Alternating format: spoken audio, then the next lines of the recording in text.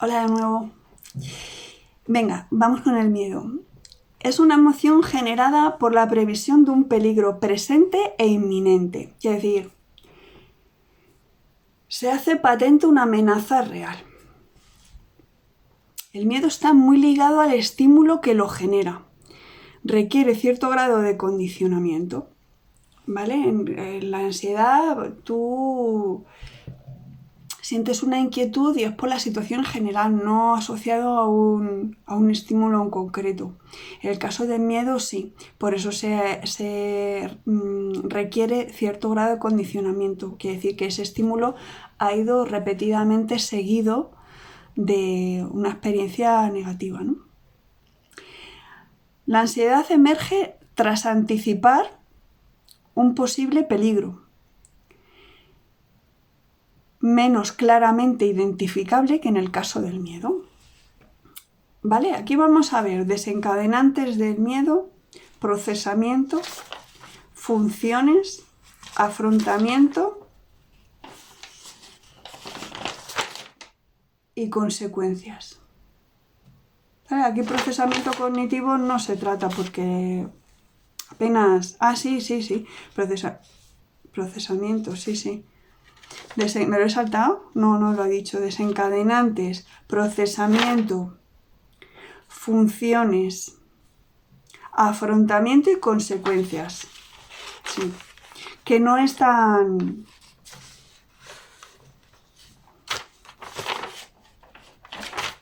denso el apartado de procesamiento. Venga, entonces, desencadenantes. Situaciones que pueden dañar directamente a la persona. El miedo se activa por la previsión de daño o peligro, de naturaleza física o psicológica, que suponga cierto grado de amenaza para nuestro bienestar, integridad o supervivencia. La percepción de que un objeto o sujeto es peligroso se puede generar por medio de condicionamiento clásico o condicionamiento operante. ¿Vale? Son dos mecanismos, digamos, o procedimientos, no sé, mecanismo suena feo, pero es más apropiado que procedimientos, aunque también es posible utilizar esa manera de definirlos, por los cuales nosotros aprendemos, los seres humanos y los animales en general, por estos dos procedimientos, mecanismos. El condicionamiento clásico es el mecanismo más simple de aprendizaje. Es un proceso mediante el cual un estímulo inicialmente neutro acaba provocando una respuesta por asociación con otro que sí la provoca.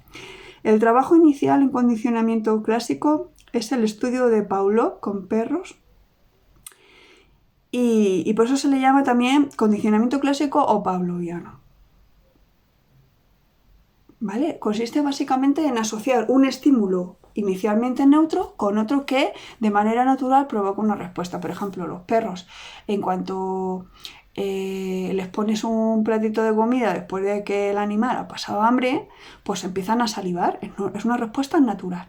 Si tú le colocas un peluchito al lado del plato de comida, sistemáticamente cada vez que le pones el plato de comida llega un momento en que solamente ver el peluchito el animal entiende que ya le va a poner la comida, entonces saliva ante la presencia del peluchito, ¿vale? Eso es básicamente condicionamiento clásico. Y el condicionamiento operante es un mecanismo de aprendizaje por el cual se refuerza una respuesta instrumental, quiere decir, utilizas una respuesta como instrumento. Para dar un poquito más de detalle, aquí el autor más relevante es Thorndike, o Thorndike, no sé muy bien cómo se pronuncia correctamente, y él trabajó con gatos. Entonces, si el animalito hacía la respuesta que el investigador quería, podía reforzarle con un estímulo, una recompensa, por ejemplo, comida, o evitándole un castigo que le estaba siendo aplicado. ¿Vale? Eso es una manera de reforzarle positivamente. Y si el animal hacía algo que el investigador no quería, pues o le aplicaba un castigo o le retiraba el premio o la comida que le estaba dando. Básicamente, ¿no? Quiere decir que el animal aprende que sus conductas pueden ser instrumentos para conseguir recompensas o evitar castigos, básicamente. Entonces, para no extenderme mucho aquí, porque es que esto tiene muchísima miga, 2 comentarios con respecto a las relaciones humanas. Cuando tú conoces un hombre es vamos a decir, un estímulo inicialmente neutro. Tú no conoces a ese hombre de nada, no sabes si es buena persona o mala, no sabes nada, ¿no? Y empiezas a conocerle y todo va despacito, te cuenta 4 cosas y tal. Inicialmente es un estímulo neutro, pero por similitud, por el simple hecho de ser un hombre, lo asocias por condicionamiento clásico con otros hombres peligrosos, dañinos o simplemente tóxicos, que o bien has tenido la experiencia previa con ellos y sabes lo que se sufre, o que te lo han contado unas amigas, ¿vale? Entonces, digamos que esto está pasando constantemente y a lo mejor no somos muy conscientes de hasta qué punto nos afecta, ¿no? Tú has podido tener una relación tóxica y muy, muy, muy dañina para ti y haber sufrido. Hay relaciones que la violencia de género está ahí y tú te propones rehacer tu vida, como es normal, y sales con amigas y con amigos y conoces gente, pero el hecho de que sea un hombre hace que automática y directamente esté asociado con el que te hizo pasar tan malos ratos, ¿vale? Por semejanza, que es un hombre. Y en el caso del condicionamiento operante, pues se traduce, por ejemplo, en el conocimiento tácito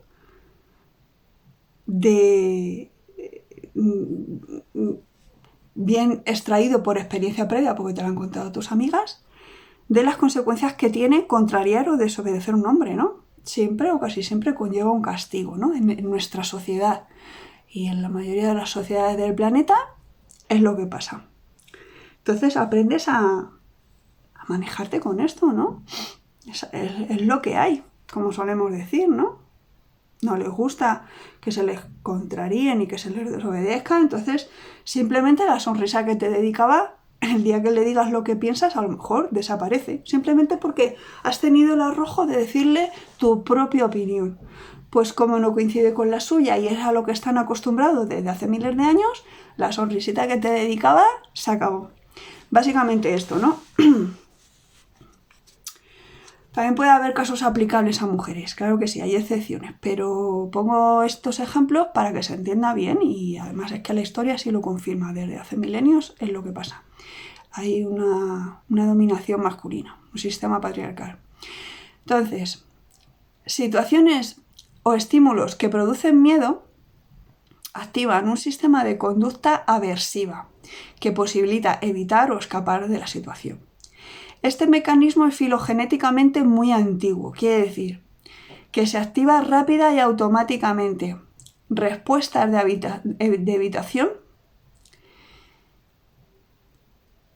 y que esta activación está programada en la dotación genética de prácticamente todos los mamíferos, incluido el ser humano. Quiere decir que es que ya no solamente durante miles de años en el ser humano, sino de cuando se extinguieron los dinosaurios, esos pequeños mamíferos y animalitos pequeños que ya habitaban el planeta porque sobrevivieron al meteorito, ya tenían activados estos mecanismos de activación del miedo, ¿no? Para evitar peligro, para proteger su supervivencia.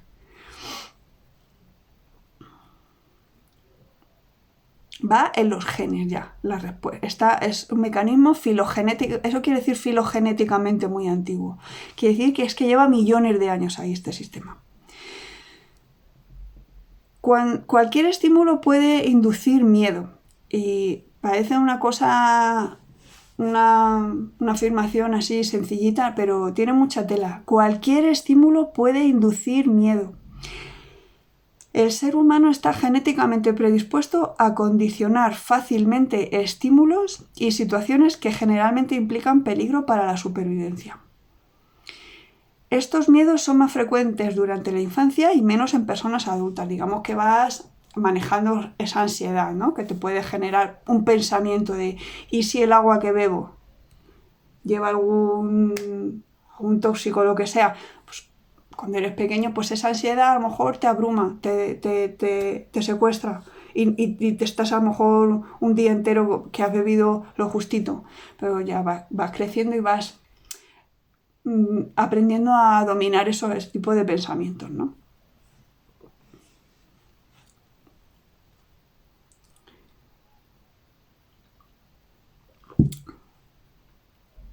Procesamiento del miedo.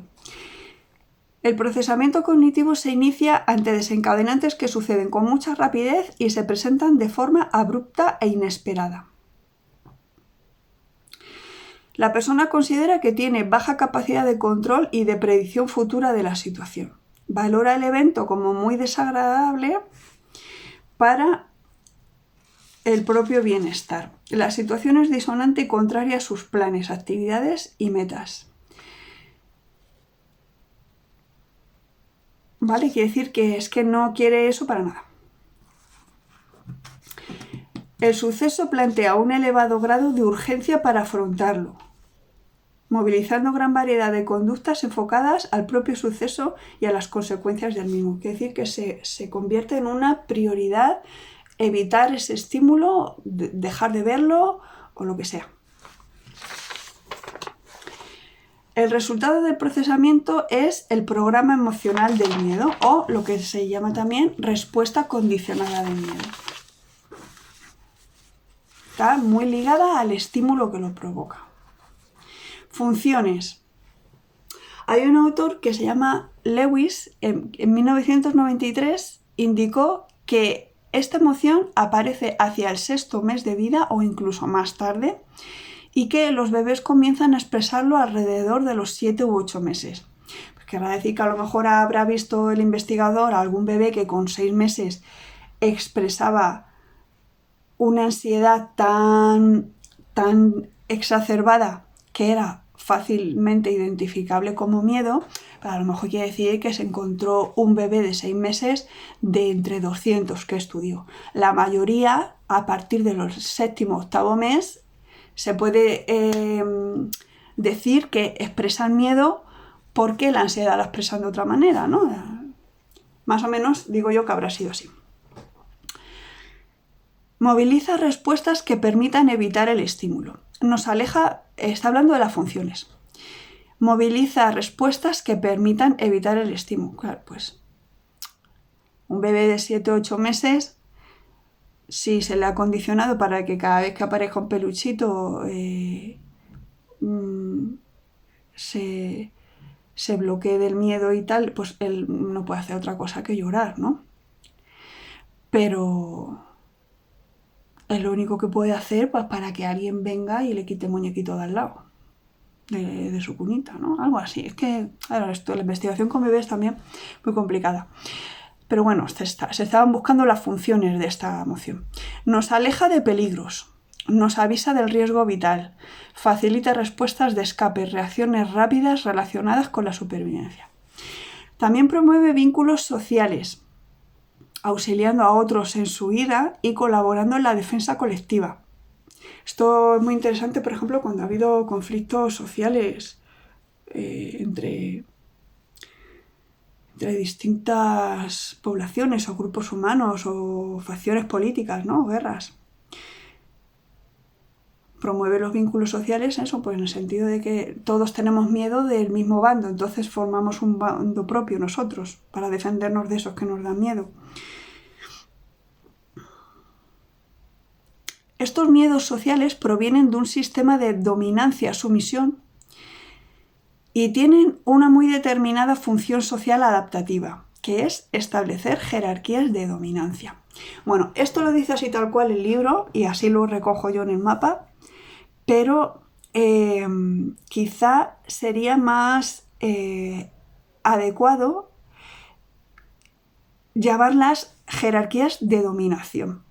Porque de dominancia, la palabra dominancia se utiliza, por ejemplo, para decir dominancia de la mano derecha sobre la izquierda cuando una persona es diestra, ¿no? Pero aquí de lo que, aunque se les llame jerarquías de dominancia, de lo que se está hablando es de dominación, de unos grupos queriendo dominar a otros.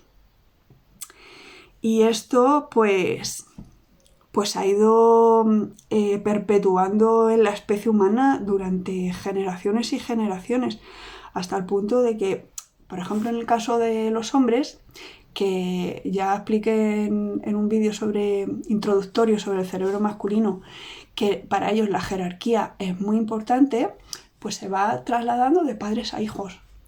Y las mujeres, en la medida en la que quieren parecerse a los hombres, lo replican con sus hijas. Entonces, yo creo que en el caso de las mujeres, esto es una opinión personal, no debería utilizarse el miedo para establecer jerarquías. Y teniendo en cuenta que después de la revolución social, después de la revolución industrial, las cosas empezaron a funcionar de otra manera, lo más adecuado a día de hoy creo que sería decir que hay jerarquías organizativas y el criterio para establecerlas los criterios son funcionales, quiere decir qué persona se ocupa de qué funciones. Entonces ya, pues sí, tiene más sentido utilizar esta etiqueta, ¿no? Jerarquías organizativas. Pero aquí lo que llama más la atención, por resumir el párrafito de los miedos sociales, es esto que provienen de un sistema de dominancia-sumisión, que sería más apropiado de un sistema de dominación. Para simplificar, en el momento que hay dominación hay alguien que está sometido. Entonces nos sobra un poquito porque va incluido, ¿no? Un sistema de dominación patriarcal, que es lo que ya se ha expuesto en varias ocasiones. Cuando el miedo se puede controlar y no bloquea o paraliza, permite afrontar el peligro detectado por la ansiedad y produce respuestas adaptadas a la situación peligrosa, quiere decir, de una vertiente positiva, pero es siempre y cuando puedas controlar esa ansiedad que es la que ha detectado el miedo, ¿vale? Entonces, el miedo va a reclutar tu sistema en general, ¿vale? Es probable que te bloquees, pero si haces el esfuerzo de controlar la respiración, que es lo básico, puedes empezar a armar una respuesta, ¿no? El afrontamiento. El sistema del miedo, fuertemente conservado a través de la evolución, opera rápida y eficientemente.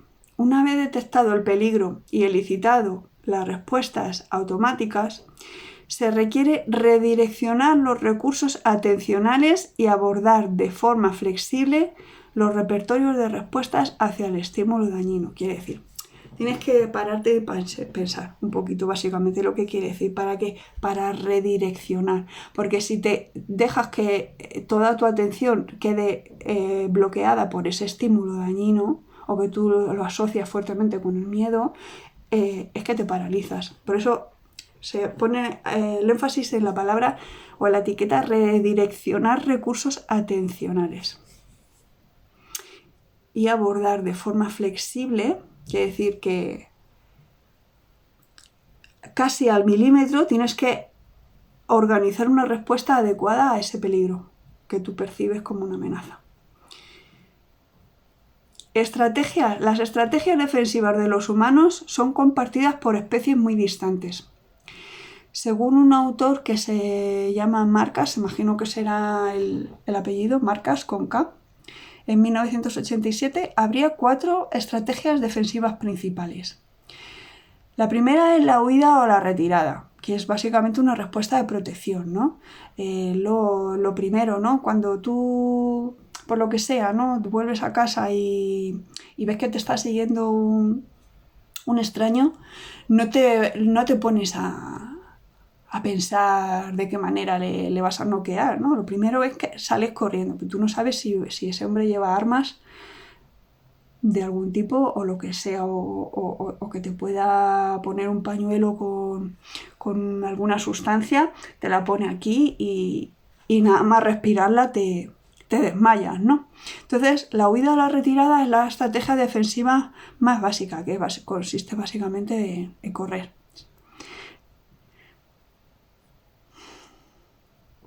Inmovilizarse, la segunda, inmovilizarse. Esto es lo que decía el libro, inmovilizarse. Pero claro, inmovilizarse no es una estrategia defensiva per se. Inmovilizarse es una consecuencia del miedo que ocurre con bastante frecuencia cuando tú no tienes recursos. No sabes, por ejemplo, no sabes nada de defensa personal. Entonces, claro, te quedas inmovilizada. Entonces, yo añado, y prepararse para responder. ¿Por qué? Porque en el libro explica, yo no lo recojo aquí porque si no me extendería mucho, el libro explica que es natural en la respuesta de miedo una inmovilización inicial. O sea, el miedo de forma natural lo que hace en un primer momento es inmovilizarte. Pero esa inmovilización sirve muchas veces para pensar una manera de responder. Entonces te puedes quedar quieta, parar en el sitio, pero vas ensayando mentalmente qué vas a hacer. Tercera estrategia, intentar inhibir o desviar el ataque del otro. ¿Vale? Pues es otra estrategia de defensa. Intentar inhibir, imagínate que te viene uno y te saca una navaja y puedes intentar hablar con él y decirle, oye, que no llevo nada, qué tal, qué cual, no, que me dejes, qué tal. Y la cuarta estrategia es amenazar o atacar, es decir, encarar el objeto temido. Como se suele decir, no hay mejor defensa que un buen ataque, ¿no? Llega un momento en que ya no te fías del estado de esa persona, sabes que va ebrio o lo que sea, que no se controla, y entonces pues decides un tipo de ataque, empujarle o darle una patada en sus genitales o lo que se te pase a ti en ese momento como más eficaz, ¿no?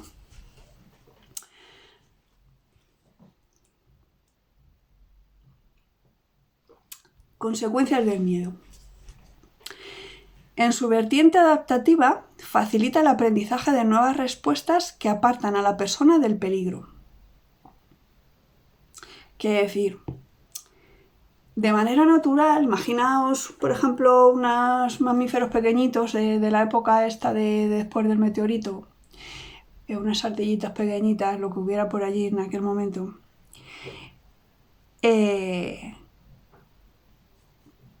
Si se presentaba un animal más grande que podía comerles, pues como potenciales presas desarrollaron conductas de defensa para evitar estas amenazas, ¿no?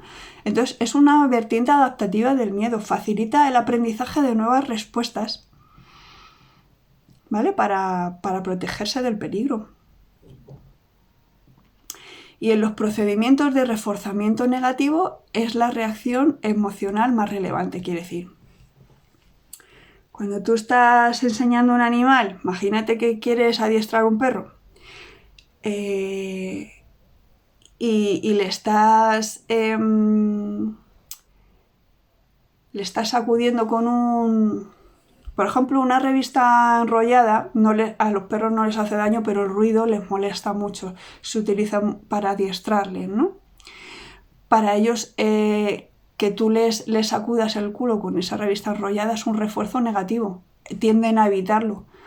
Entonces, nada más que tú sacas la revista enrollada, pues ellos ya sienten miedo y ya dicen, estoy haciendo algo mal. Y ya dejan de hacer lo que estaban haciendo, ¿no?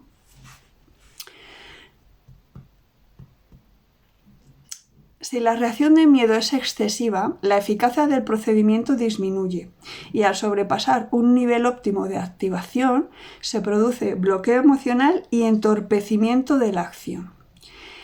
Esta relación entre activación y rendimiento tiene forma de U invertida, quiere decir, tú puedes adiestrar un perro con esta fórmula, por ejemplo.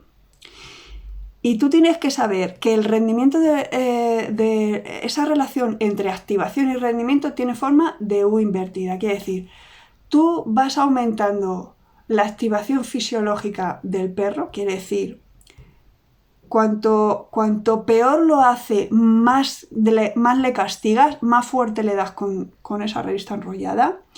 Pero llega un momento en que por mucho que aumente la intensidad del estímulo aversivo, su rendimiento va a caer, ya cada vez va a hacer más, se vuelve torpe, ¿vale? No es una cosa de lineal para arriba, cuanto más intenso el estímulo aversivo, mejor aprende el animal. No, es una forma de U invertida.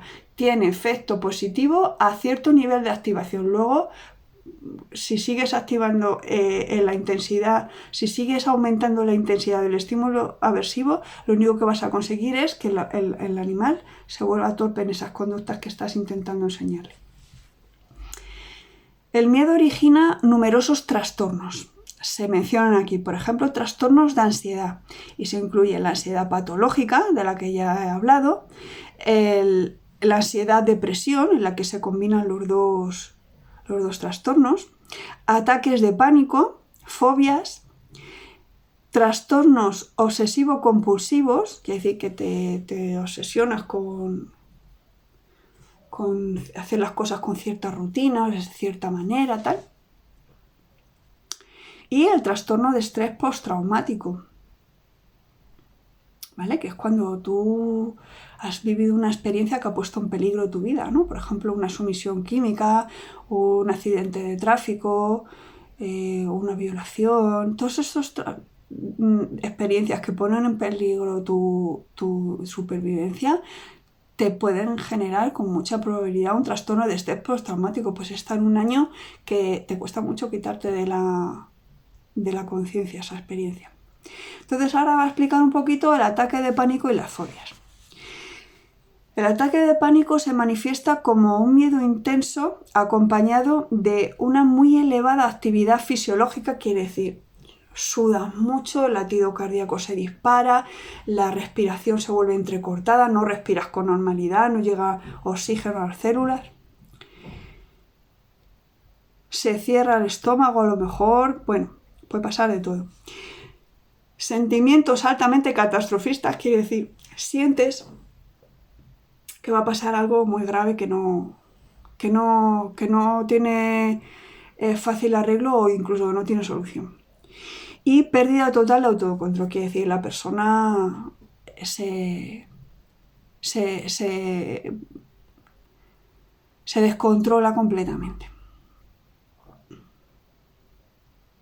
No solo se condicionan estímulos más o menos asociados al miedo de forma natural, sino que también el contexto en general. Quiere decir, cualquier estímulo presente, aparte del estímulo condicionado explícito, en el que se produjo dicho condicionamiento, se convierten en desencadenantes de miedo específicos de cada persona. Para que veáis un poquito la complejidad de esto, quiere decir que tú... vamos a ver, no solo estímulos más o menos asociados al miedo de forma natural, no sé, me ocurre mejor ejemplo que el que hablábamos antes de los hombres, aunque bueno, habrá hombres que me digan, pues ya podías poner otro ejemplo. Bueno, como sigo un poquito esta línea de la educación para ver si acabamos ya con la violencia de género, pues imaginaos, ¿no? Tú has tenido una experiencia negativa con hombres, con un hombre, y todo lo que hubiera en el ambiente, en ese contexto, en ese momento, puede quedar asociado a esa experiencia de miedo. De manera que con solo ver cualquiera de las cosas que había presentes, te genera miedo. Pues pongamos por caso una mamá que consigue una orden de alejamiento y ya no tiene al maltratador en casa, pero cualquier cosa que ve le recuerda a los golpes. Entonces, para ver un poquito la complejidad del tema que estamos hablando, ¿no? Es que con miedo no se puede vivir. Tú con miedo puedes respirar. Te va a costar mucho esfuerzo respirar con miedo, pero eso no es vivir.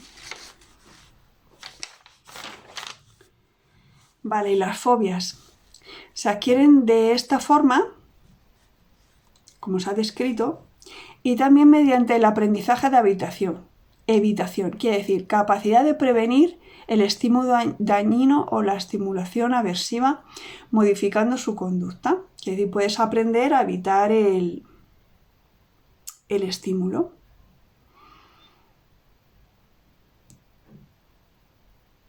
No me quiero extender mucho, pero bueno, se podría poner un ejemplo, ¿no? Respecto a las fobias. Pues hay mujeres que tienen miedo ya a los hombres, se han cerrado ya a cualquier tipo de relación con hombres. O sea, a lo mejor hasta deciden cambiar su orientación sexual, porque han aprendido a evitar, que se llama aprendizaje de evitación.